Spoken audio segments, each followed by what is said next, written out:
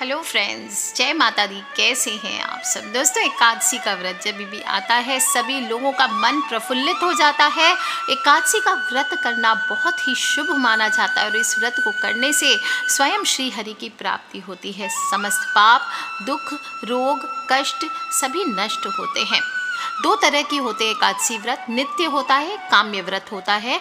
नित्य व्रत जो लोग करते हैं उसमें केवल उपासना करते हैं, व्रत करते हैं, इसमें कोई आशीर्वाद नहीं मांगते, भगवान से मनोकामना नहीं मांगते।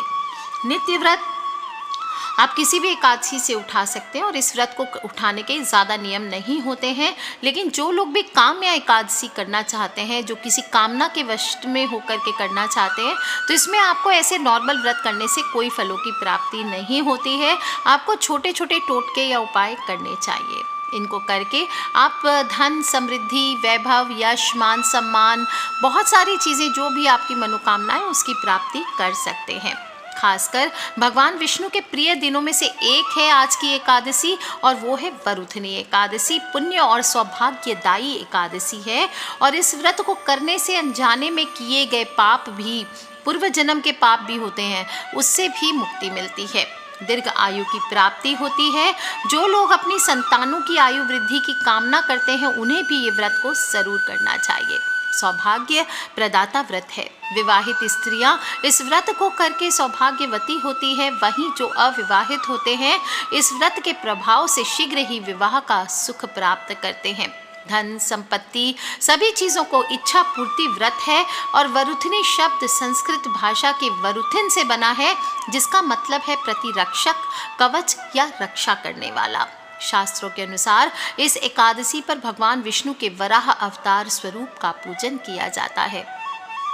इस व्रत के बारे में भगवान युधिष्ठिर पूछते हैं श्री कृष्ण भगवान से, हे भगवान, मैं आपको नमस्कार करता हूँ। वैशाख माह के कृष्ण पक्ष की एकादशी का नाम क्या है, इसकी कथा क्या है, आप विस्तार पूर्वक मुझसे कहिए। तब श्री कृष्ण कहते हैं, हे राजेश्वर, इस एकादशी का नाम वरुथनी एकादशी है। यह सौभाग्य को देने वाली है, सभी प्रकार के पापों को नष्ट करने वाली और अंत में मोक्षदायिनी एकादशी है।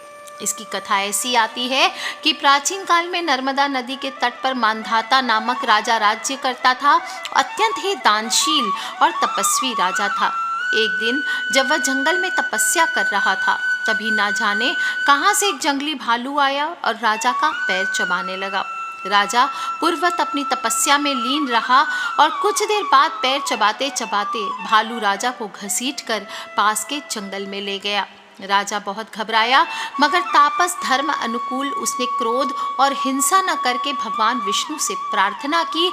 करुण भाव से भगवान विष्णु को पुकारा और उसकी पुकार सुनकर भगवान श्री हरि विष्णु प्रकट हो गए और उन्होंने चक्र से भालू को मार डाला। राजा का पैर भालू पहले ही खा चुका था। इससे राजा बहुत ही शोकाकुल हुआ।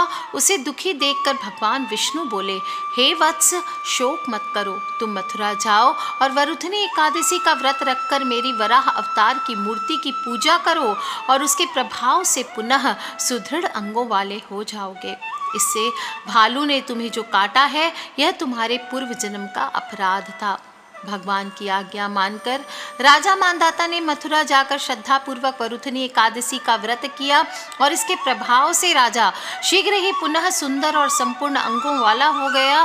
और इसी एकादशी के प्रभाव से राजा मांधाता स्वर्ग को गया। जो भी व्यक्ति भय से पीड़ित है, दुविधा से पीड़ित है, दुर्भाग्य से पीड़ित है, उन्हें वरुथनी एकादशी का व्रत रखकर भगवान विष्णु का स्मरण करते हुए ओम नमो भगवते वासुदेवाय, ओम नमो भगवते वासुदेवाय का जप करते हुए इस दिन समय व्यतीत करना चाहिए। इस व्रत को करने मात्र से पापों का नाश होकर मोक्ष की प्राप्ति होती है। वरुथनी एकादशी के व्रत को करने से मनुष्य को 10,000 वर्षों तक की तपस्या का फल प्राप्त कर लेता है। और इस दिन व्रत करने वाले जो वैष्णव हैं, इनको दशमी के दिन से ही कुछ बातों का ध्यान रखना चाहिए। दसवीं के दिन कांसे के पात्र, उड़द, मसूर, चना, कोदो, शाक, शहद, दूसरों का अन्न, 2 बार भोजन, रति क्रिया, इन 10 बातों को त्यागना चाहिए। 11 को यानी एकादशी को 11 बातों का त्याग करना चाहिए, जैसे जुआ खेलना, सोना, पान खाना, दातून करना, परनिंदा करना, चुगली करना, चोरी करना, हिंसा करना, ब्रह्मचर्य का पालन करना, क्रोध और असत्य भाषण करना, इन 11 बातों का परित्याग करना चाहिए। द्वादशी को कांसे का पात्र, उड़द, मदिरा, मधु, तेल, दुष्टों से वार्तालाप, व्यायाम, परदेश गमन, 2 बार भोजन, रति, सवारी और मसूर को त्यागना चाहिए। दोस्तों, एकादशी नित्य व्रत होता है, इसलिए नित्य कर्म की तरह इसको करना चाहिए किसी भी वैष्णव को। और इस दिन क्या होता है, चंद्रमा की 11 कलाओं का प्रभाव जीवों पर पड़ता है, शरीर पे भी पड़ता है, मन पे भी पड़ता है। इससे शरीर की अस्वस्थता भी बढ़ती है और मन की चंचलता बढ़ जाती है। और इसी कारण उपवास जब हम करते हैं तो शरीर को संभलने और इष्ट देव का पूजन करने से चित्त की चंचलता दूर होती है, मानसिक बल मिलता है। दोस्तों, आपको ध्यान रखना चाहिए, दशमी तिथि की रात्रि को आपको सात्विक भोजन करके ब्रह्मचर्य का पालन करते हुए ओम नमो भगवते वासुदेवाय, ओम नमो भगवते वासुदेवाय इसका जप करते हुए सोना चाहिए। अगले दिन सुबह एकादशी पर जल्दी उठिए, अपने घर की, अपने मुख्य द्वार की सफाई करके हल्दी का जल हुआ, गंगा जल हुआ, ये छिड़काव कीजिए। हल्दी डालकर ही जल में आपको स्नान भी करना चाहिए। गंगा तट पे कहीं पे भी अच्छी आपके पास शुभ जगह है, कोरोना काल है, सेफली करें स्नान। और अगर हो सके तो तीर्थों में स्नान कीजिए, नहीं तो घर में ही गंगा जल आदि डाल करके स्नान कीजिए। सुंदर साफ स्वच्छ वस्त्र पहने, सफ़ेद या पीले रंग के वस्त्र पहन करके पूजन करना चाहिए।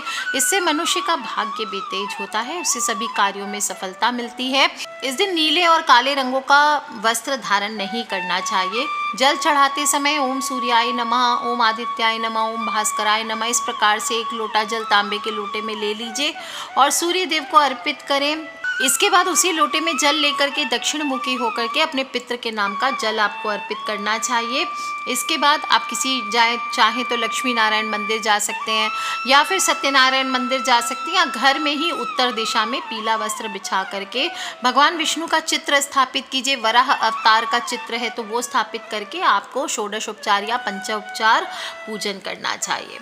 भगवान को पंचामृत से या ऐसे ही जल से स्नान कराइए। दक्षिणावर्ती शंख मैंने बताया आपके पास है तो उसमें जल भर के स्नान कराइए। और ओम नमो भगवते वासुदेवाय नमः इस प्रकार से बोलते हुए शंख से आपको भगवान विष्णु का अभिषेक इस दिन करना चाहिए। अभिषेक करने के बाद उनके माथे पर तिलक कीजिए केसर से, और केसर नहीं है तो हल्दी से भी कर सकते हैं। और फिर अपनी नाभि पर भी थोड़ा सा केसर लगाएं, केसर ना हो तो हल्दी भी चलेगा। और भगवान विष्णु के चित्र पर आपको 4 हल्दी की गांठ हो तो वो भी चढ़ानी चाहिए। पीतल के या मिट्टी के दिए में गाय के घी से धूप करिए, दीप करिए और तुलसी पत्र चढ़ाइए। पीले रंग के फूल जैसे सूर्यमुखी, गेंदा आदि चढ़ाएं और धूप दीप जला करके जो भी आपके पास भोग है, अभी जैसे पीले फल में बहुत सुंदर सुंदर फल आते हैं, आम है, खरबूजा है, केले हैं, इनका भोग लगाइए। बाकी आप बर्फ़ी हुआ, आप पीले रंग के कोई भी फल, मिठाई, इनका भोग आप विष्णु भगवान को लगा सकते हैं।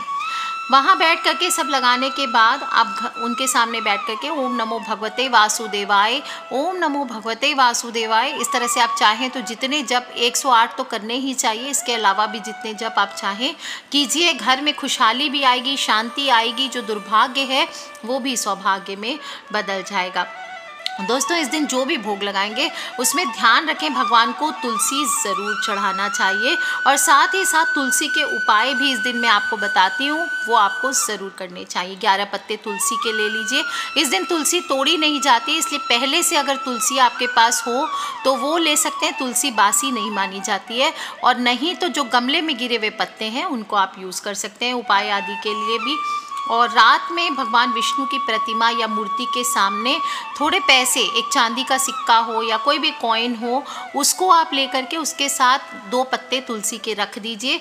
और फिर बाद में अगले दिन सुबह आप ये पैसे अपने पर्स में उठा करके रख लीजिए। बाद में जब भी पूजा आदि करते हैं तो तुलसी के पत्ते हटा के दूसरे डाल के इसी प्रकार से पूजन करके आप वापस अपनी जेब में, पर्स में या फिर अपने जो भी तिजोरी आदि है, धन का स्थान है, गल्ला है, आपका दुकानदार है तो कोई गल्ला है, वहाँ पर आपको इसको रखना चाहिए। इस उपाय को करने से आपके पास पैसों की तंगी कभी नहीं रहेगी। और अगर हो सके तो आज की रात एक अखंड दीपक या 9 बत्तियों का दीपक जलाना चाहिए, या फिर एक ऐसा दीपक जला लीजिए, अखंड दीपक जो रात भर जलता रहे। ऐसा करने से भी माता लक्ष्मी अत्यंत प्रसन्न होती है। देखिए, पति पत्नी दोनों की पूजा करते हैं तो बहुत ज़्यादा दोनों देवी देवता प्रसन्न होते हैं, इसलिए विष्णु भगवान की पूजा का तो विधान आता ही है। एकादशी को अगर आप लक्ष्मी से युक्त विष्णु भगवान की पूजा करते हैं तो ये और चमत्कारी होता है और मनुष्य को सभी सुखों की प्राप्ति कराता है, ऐश्वर्य मिलता है और कभी भी धन की कमी का सामना नहीं करना पड़ता। दोस्तों, तुलसी की बात जब हम कर रहे हैं तो हर घर में तुलसी अनिवार्य ही है। प्रतिदिन कहती हूँ तुलसी का सेवन भी खाली पेट में करना चाहिए। कहते हैं कि जो मनुष्य सुबह तुलसी का सेवन करता है उसका शरीर अनेक चंद्रायण व्रतों के फल के समान पवित्रता को प्राप्त कर लेता है। चाहें तो जल में तुलसी का दल भी डाल करके स्नान किया जाता है। ऐसा करने से तीर्थों में स्नान जैसी पवित्रता का एहसास होता है और कहते हैं कि जो भी मनुष्य तुलसी के दल से स्नान करता है वह सभी यज्ञों में बैठने का अधिकारी होता है। जिस घर के आंगन में तुलसी का पौधा हो वो घर कलह अशांति से सदा दूर रहता है। माता लक्ष्मी की विशेष कृपा बनी रहती है और जो भी मनुष्य दही और चीनी के साथ तुलसी के पत्तों का सेवन करता है तो इससे एक तो कार्यों में मन लगा रहता है, मानसिक तनाव नहीं रहता, शरीर हमेशा ऊर्जावान रहता है और कहा जाता है कि सभी देवी देवताओं की कृपा भी बनी रहती है। जब हम साइंटिफिक दृष्टि से देखें तो भी ये स्वास्थ्यवर्धक होता है। प्रतिदिन तुलसी का पूजन करना, पौधों में जल अर्पित करना, ये हमारी आज की नहीं बहुत पुरानी परंपरा है और कहा जाता है कि तुलसी की जब आप पूजा करते हैं तो तुलसी की जड़ की मिट्टी अगर माथे पर तिलक के समान लगाते हैं तो तुलसी माता अपनी मनोकामना आपकी ज़रूर पूर्ण करती है। ऐसा करने से ग्रह नक्षत्र भी शुभ फल देते हैं, जीवन में आ रही समस्याओं के योग हटते हैं, भाग्य साथ देता है और स्वास्थ्य भी अच्छा रहता है। दोस्तों, एकादशी तिथि पर छोटे छोटे तुलसी के उपाय करने से आपकी किस्मत चमक सकती है, लेकिन ध्यान रखना है फिर वही बात, तुलसी आज तोड़नी नहीं है। तुलसी के पौधे के सामने ना तो आज जल दिया जाता है ना तोड़ी जाती है तुलसी। बस हाँ, शाम के समय गाय के घी का दीपक आप प्रज्वलित करके ओम नमो भगवते वासुदेवाय या ओम वासुदेवाय नमः का जप करते हुए 11 परिक्रमा कीजिए तुलसी की। इससे सभी सदस्यों में, परिवार में प्रेम सुख शांति बनी रहती है। कोई संकट आता भी है तो थोड़े दिन में निकल जाता है। घर में आ रही बाधाएं दूर होती है, नकारात्मक शक्तियां खत्म होती है, सकारात्मक ऊर्जा का संचार होता है, दरिद्रता का नाश होता है, हर परेशानी देखी जाए तो दूर होती है। तुलसी क्या है, मंगल ग्रह के साथ भी जुड़ी हुई है, इसलिए आपको ओम नमो भगवते वासुदेवाय ये लिख करके आप किसी तुलसी के पत्ते पर या फिर एक पेपर पे लिख लीजिए, उसमें 11 तुलसी के पत्ते बांध लीजिए और उसको जहाँ पैसे रखते हैं या लेखा जोखा करते हैं वहाँ पर रख दीजिए। ये धन को आकर्षित करता है, धन धान्य की कभी कमी नहीं होगी। अगर मंदी का दौर ऐसे भी चल रहा है, कोरोना काल है तो व्यापार सही नहीं चल रहा है, तो तुलसी के पत्तों को एकादशी से लेकर 3 दिन तक पानी में रख दीजिए। पानी को फैक्ट्री, कारखाने या फिर दुकान के दरवाजे पर छिड़क दीजिए। ऐसा करने से व्यापार में चल रही मंदी दूर होगी, साथ ही यह ऊर्जा चोरों को भी दूर रखती है। बार बार आपके घर पे अगर चोरी आदि होती है तो भी आपको ये उपाय करना चाहिए। और अगर आप जॉब में हैं, नौकरी पेशा हैं, मंदी की वजह से नौकरी जाने का डर लग रहा है या प्रमोशन चाहते हैं नहीं हो रहा, तो आपको तुलसी के पौधे को पीले कपड़े में बांधकर अपने कार्यस्थल पे रखना चाहिए और इससे आपका प्रमोशन भी हो सकता है। या फिर एकादशी की सुबह या फिर आप किसी भी सोमवार के दिन 16 बीज ले लीजिए तुलसी के और इनको कपड़े में, थोड़े से कपड़े में, सफ़ेद कपड़े में बांध लीजिए या सफ़ेद पेपर में बांध लीजिए और ऑफिस की मिट्टी में दबा दीजिए अपनी मनोकामना बोलते हुए। फिर देखिए कैसा कमाल होता है। दोस्तों, कई बार क्या होता है, विशेष रूप से पुरुष हो, स्त्री हो, बच्चे हो, कोई विशेष पर्सन होता है, उसको बार बार बुरी नज़र लगती है, काली नज़र उसके ऊपर पड़ जाती है, तो तुलसी के 7 पत्ते और 7 काली मिर्च लेकर के उसको लेटा करके उसकी नज़र उतार दीजिए सिर से पैर तक। ओम नमो भगवते वासुदेवाय नमः ये बोलते हुए 21 बार घुमा लीजिए। फिर जो काली मिर्च है वो उस व्यक्ति को चबाने के लिए दे दीजिए और तुलसी के पत्तों को हाथों से मसलकर पानी के साथ निगलने दे दीजिए। इसके बाद जो पीड़ित व्यक्ति है उसको लेटाकर उसके पाँव के तलवे को किसी भी कपड़े से 7 या 11 बार झाड़ देने से नज़र का प्रभाव दूर हो जाता है। एकादशी तिथि है। आज के दिन या फिर कल शनिवार भी आ रहा है तो भी आप तुलसी का उपाय कर सकते हैं। हमेशा कहती हूँ आटे में 100 ग्राम काले चने, 11 तुलसी के पत्ते और 2 दाने केसर के मिला लीजिए और इनको पिसवा करके आपको यूज़ करना चाहिए। इससे ऐसा करने से आर्थिक समृद्धि बढ़ती है, साथ ही साथ घर में कलह का वातावरण, कलेश का वातावरण नाश होता है। सुबह शाम दीपक जलाना चाहिए। आज के दिन जो भी रेडीमेड आटा ले रहे हैं या मिक्स कर लीजिए, मिक्सी में पीस करके इसको, आप देखेंगे इससे आपके परिवार में कैसी चमत्कारिक रूप से सौभाग्य बढ़ता है और सभी के बीच में प्रेम भाव भी बना रहता है। कुछ ना कर सके तो आज की रात, एकादशी की रात, रसोई को साफ करके रसोई घर में कुछ तुलसी के पत्ते रख लीजिए और सुबह उन पत्तों को आप नहाने के पानी में मिला करके पूरे परिवार सहित नहला दीजिए सबको। इससे भी घर में सुख शांति बनी रहती है। दोस्तों उपाय तो करेंगे ही, साथ ही अपने नेचर को अच्छा रखें, सच्चाई का रास्ता अपनाएं, जीवन में सेफ रखें खुद को। कोरोना काल है तो ऐसे भी समय बहुत अच्छा है, खूब जम करके मेहनत करें। आपको मैंने बताया था 2-3 दिन पहले शुक्र का महापरिवर्तन हुआ है, तो राशि अनुसार आप जो भी उपाय करेंगे वो भी आपको मालामाल करेगा। और अगर आपने अभी तक उसको नहीं सुना है तो सुन लीजिए, उपाय कौन से आपको करने अपनी राशि के अनुसार। लिंक दे दूंगी नीचे, वीडियो के नीचे। आज के लिए इतना ही दोस्तों। खिलखिलाते रहे, मुस्कुराते रहे, सब्सक्राइब करके रखें ताकि आने वाले वीडियो से आप और मैं कनेक्टेड रहें। और किसी भी तरह के प्रश्न हो एकादशी को लेकर, आप मुझे वीडियो के नीचे लिख करके ज़रूर पूछ लीजिए। अपने फ्रेंड्स, फैमिली, मम्मी पापा, भाई बहन, बच्चे, सभी लोगों से इन उपायों को ज़रूर शेयर किया करें, क्योंकि हमें नहीं पता कौन से उपाय कब किसकी लाइफ बदल दे। So take care friends, love you all. जय माता दी, बम बम भोलेनाथ की। Wish you all a very happy Ekadashi. जय विष्णु भगवान की, जय लक्ष्मी मैया की।